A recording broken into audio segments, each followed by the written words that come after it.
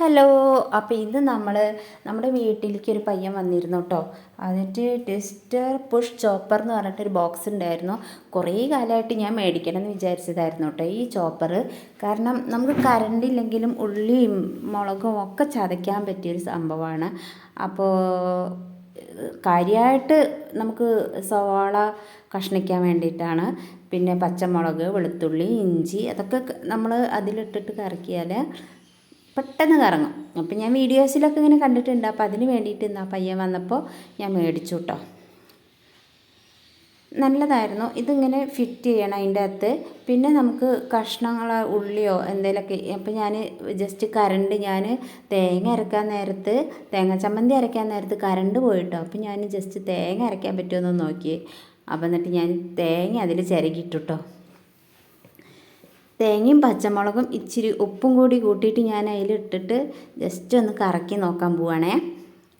അപ്പോൾ ഇത് ചമ്മന്തി ആവുമോ അതോ ചട്നി ആവുമോ അതൊന്നും ആവില്ലേ എന്നൊന്നും അറിയില്ല കേട്ടോ. അപ്പം നമുക്കൊന്ന് കറക്കി നോക്കാം. ഞാൻ എന്തായാലും നന്നായിട്ട് പുഷ് ചെയ്യണം കേട്ടോ.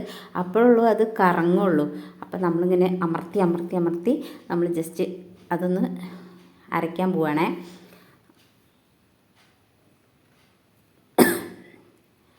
ഇത് നമ്മൾ കുറച്ച് സുർക്കയും കൂടി ഒഴിച്ചിട്ടാണ് ചതയ്ക്കാൻ പോകുന്നത്.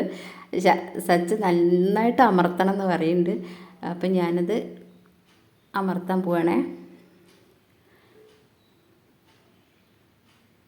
അപ്പോൾ കണ്ടോ, നല്ല ചതച്ച് നന്നായിട്ട് ഇങ്ങനെ പുഷ് ചെയ്യുമ്പോൾ അത് ചതഞ്ഞ് വരുന്നുള്ളൂ കേട്ടോ. അപ്പം നല്ലതാട്ടോ. ഞാൻ ഉള്ളി സവാളയും പച്ചമുളകൊക്കെ ചതച്ച് നോക്കി. ഞാൻ ബിരിയാണി വെക്കാൻ എല്ലാം അതിലാണ് ചതച്ചത്. അപ്പോൾ നല്ലതായിരുന്നു. നമുക്ക് കറണ്ട് ഇല്ലെങ്കിലും നമുക്ക് ഇത് യൂസ് ചെയ്യാൻ പറ്റിയതാണ് കേട്ടോ. അപ്പം ഞാൻ ഇത് ഇങ്ങനെ വീഡിയോസിൽ കണ്ടിട്ടാണ് ഞാൻ അപ്പോൾ ഇത് വാങ്ങാൻ തന്നെ തീരുമാനിച്ചത് കേട്ടോ. അപ്പോൾ അത് ചമ്മന്തി നമ്മുടെ ഏകദേശം റെഡി ആയിട്ടുണ്ട് കേട്ടോ. അപ്പം നമുക്ക് നോക്കാം. ഒരു ബൗളിലേക്ക് എടുക്കട്ടെ കേട്ടോ. അപ്പോൾ ഇതാ അരയുന്ന കണ്ടോ, ഏകദേശം തേങ്ങ അരയ്ക്കാൻ പറ്റുമെന്ന് ഇപ്പോൾ മനസ്സിലായി. അപ്പോൾ നമ്മുടെ ചമ്മന്തി ഇവിടെ റെഡി ആയിട്ടിട്ടുണ്ട്. ഞാൻ ആ പാത്രത്തേക്ക് ഒഴിവാക്കട്ടെ അത് കേട്ടോ. അപ്പോൾ ഒന്നും കൂടി ചതച്ചതിന് ശേഷം നമുക്ക് ഒഴിവാക്കട്ടോ. അപ്പോൾ ഇതാ നല്ലതായിരുന്നു. അപ്പോൾ അങ്ങനെ സത്യം പറഞ്ഞാൽ ആഗ്രഹപ്രകാരം ഒരു ചോപ്പർ കിട്ടി എന്നുള്ളതാണ്.